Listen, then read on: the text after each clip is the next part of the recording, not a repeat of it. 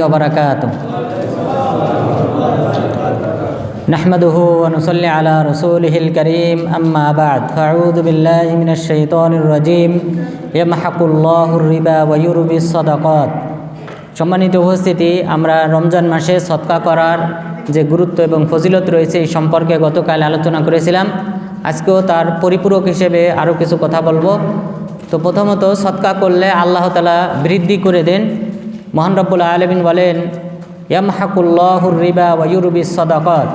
আল্লাহ তাআলা সুদকে নস্যাৎ করেন, ধ্বংস করেন, বরকতহীন করেন, আর সদকা করলে আল্লাহ তাআলা সেটাকে বৃদ্ধি করে দেন। তাহলে যদি কোনো ব্যক্তি সদকা করে তাহলে আল্লাহ তাআলা বৃদ্ধি করে দেন, যেটা হাদিসে কুদসিতে আমরা বলেছিলাম। আল্লাহ তাআলা সেই দানটাকে ডান হাতে গ্রহণ করেন এবং সেটাকে বৃদ্ধি করতে থাকেন, এমনকি পাহাড় সমান হয়ে যায়। এরপর এই সদকা করলে যে সম্পত্তি যে বৃদ্ধি পায়, কমে না, এই সম্পর্কে আরও অনেকগুলি আয়াত রয়েছে, দলিল রয়েছে। মহান রব্বুল আলামিন বলেন, মাথালুল্লাযীনা ইউনফিকুনা ফী সাবিলিল্লাহি মাথালুল্লাযীনা ইউনফিকুনা আমওয়ালাহুম ফী সাবিলিল্লাহ কামাথালি হাব্বাতিন আনবাতাত সাবআ সানাবিলা ফী কুল্লি সুমবুলাতিন মিআতু হাব্বা ওয়াল্লাহু ইউদাঈফু লিমান ইয়াশা ওয়াল্লাহু ওয়াসিউন আলীম।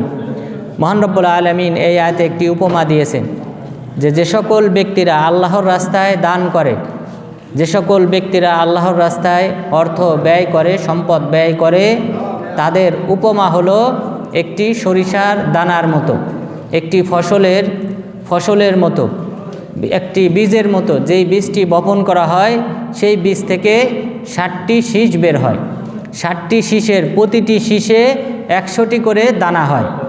তাহলে এই 7টি শীষকে 7কে যদি 100 দিয়ে গুণ দেওয়া হয় তাহলে হয় 700 গুণ। তাহলে এইভাবে আল্লাহ তাআলা কোনো ব্যক্তি যদি আল্লাহর রাস্তায় কোনো কিছু দান করে সেটাকে আল্লাহ তাআলা 700 গুণে বৃদ্ধি করেন।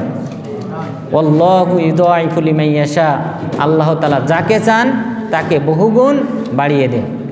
তাহলে যার যত ইখলাস বেশি হবে, একনিষ্ঠতার সাথে যে ব্যক্তি যত দান করবে, যেখানে কোনো রিয়া, লোক দেখানো, কোনো লৌকিকতা যেখানে স্থান পাবে না, সেই ব্যক্তির এই সম্পদ আল্লাহ তাআলা বহুগুণ বৃদ্ধি করে দেবেন। এরপর আবু মাসউদ আল আনসারী রাদিয়াল্লাহু আনহু তিনি বলেন, জা রাজুলুন ইলান নবী সাল্লাল্লাহু আলাইহি ওয়াসাল্লাম বিনাকাতিন মাখতুমা ফাকাল হাযিহি ফি সাবিলিল্লাহ। এক ব্যক্তি রাসূল সাল্লাল্লাহু আলাইহি ওয়াসাল্লামের কাছে আসলেন একটি উটনি নিয়ে আসলেন, যেই উটনিটি মুখোশ বাঁধা ছিল। তো মুখোশ বাঁধা অবস্থায় নিয়ে এসে রাসূল সাল্লাল্লাহু আলাইহি ওয়াসাল্লামকে বললেন, এটা আল্লাহর রাস্তায় দান করে দিলাম। রাসূল সাল্লাল্লাহু আলাইহি ওয়াসাল্লাম বললেন, লাকা বিহা সাবউ মিয়াতি নাকা কুল্লুহা মাখতুমা। কিয়ামত দিবসে আল্লাহ তাআলা তোমাকে অনুরূপ 700টি উটনি দান করবেন, প্রতিটি উটনি মুখোশ বাঁধা অবস্থায় থাকবে, লাগাম পরানো অবস্থায় থাকবে। তো তাহলে 700 গুণ পর্যন্ত আল্লাহ তাআলা বৃদ্ধি করেন। আমরা যদি কোনো কিছু দান করি আল্লাহ তাআলা এর বিনিময়ে 700 গুণ পর্যন্ত বৃদ্ধি করে দেন। এরপর এই দান করলে আল্লাহ তাআলা আমাদের পাপসমূহ ক্ষমা করে দেন। রাসূল সাল্লাল্লাহু আলাইহি ওয়াসাল্লাম বলেন, ওয়াস-সাদাকাতু তুতফিউল খাতিআ কামা ইউতফিউল মাউন নার। দান করলে আল্লাহ তাআলা বান্দার পাপসমূহকে সেভাবে মুছে ফেলেন যেভাবে পানি আগুনকে নিভিয়ে দেয়। পানি যেভাবে আগুনকে নিভিয়ে দেয়, অনুরূপভাবে বান্দার পাপকেও আল্লাহ তাআলা মুছে ফেলেন, মাফ করে দেন। রাসূল সাল্লাল্লাহু আলাইহি ওয়াসাল্লাম আরও বলেন, ওমর ইবনুল খাত্তাব রাদিয়াল্লাহু আনহু সাহাবাদেরকে লক্ষ্য করে বললেন, তোমাদের মধ্যে কে আছে ফিতনা সম্পর্কে হাদিসটি মুখস্থ করে রেখেছে? তখন হুযায়ফা ইবনুল ইয়ামান রাদিয়াল্লাহু আনহু তিনি বললেন, ওই হাদিসটি আমি জানি। হাদিসটি হলো, ফিতনাতুর রাজুলি ফি আহলিহি ওয়া মালিহি ওয়া জারি তুকাফিরুহাস সালাহ ওয়াস সিয়াম ওয়াস সাদাকা। যে বান্দা ফিতনায় পতিত হবে, বান্দায় পাপে জড়িয়ে পড়বে, তার ফ্যামিলির কারণে, স্ত্রী ছেলে মেয়েদের কারণে সে ফিতনায় জড়িয়ে পড়বে। এরপর তার প্রতিবেশীর কারণে সে ফিতনায় জড়িয়ে পড়বে, তার সম্পদের কারণে সে ফিতনায় জড়িয়ে পড়বে, নানান ধরনের অপরাধে জড়িয়ে পড়বে। তবে সেই সকল অপরাধ ক্ষমা করবে সালাত আদায় করলে, সিয়াম পালন করলে এবং আল্লাহর রাস্তায় সদকা করলে, দান করলে। তাহলে এই হাদিস থেকে আমরা জানলাম আমাদের যে দৈনন্দিন চলাফেরায় সামাজিক যে সকল ভুল ত্রুটি হয়, পাপ হয়, সেই পাপগুলি আল্লাহ তাআলা সদকা করার মাধ্যমে তথা দান করার মাধ্যমে আল্লাহ তাআলা আমাদের সেই পাপগুলি ক্ষমা করেন। এরপর এই দান করলে আল্লাহ তাআলা আমাদেরকে পরকালে নিরাপত্তা নিশ্চিত করেছেন। আমরা যদি সদকা করি, আল্লাহর রাস্তায় দান করি, আমাদের পরকাল নিরাপদ। এ সম্পর্কে মহান রব্বুল আলামিন বলেন, ওয়াল্লাযীনা ইউনফিকুনা আমওয়ালাহুম, যে সকল ব্যক্তিরা আল্লাহর রাস্তায় সম্পদটাকে ব্যয় করে সেই সকল ব্যক্তিদের জন্য ফালা খাউফুন আলাইহিম ওয়ালা হুম ইয়াহজানুন, সেই সকল ব্যক্তিরা, যে সকল ব্যক্তিরা আল্লাহর রাস্তায় দান করে সেই সকল ব্যক্তিদের পরকালে কোনো দুশ্চিন্তা গ্রাস করবে না এবং তারা ভীত সন্ত্রস্ত হবে না। পরকালে দুশ্চিন্তাগ্রস্ত হবে না যে আমার পরিণাম কি হবে, আমি কি জাহান্নামী হব, এই টেনশন কোনো ব্যক্তির মাঝে কাজ করবে না যে সকল ব্যক্তিরা আল্লাহর রাস্তায় দান করবে। তাহলে আমাদের পরকাল নিরাপদ। এরপর কবরে যখন রাখা হবে তখন আমাদেরকে পায়ের দিক থেকে এই সদকা আমাদেরকে নিরাপত্তা প্রদান করবে।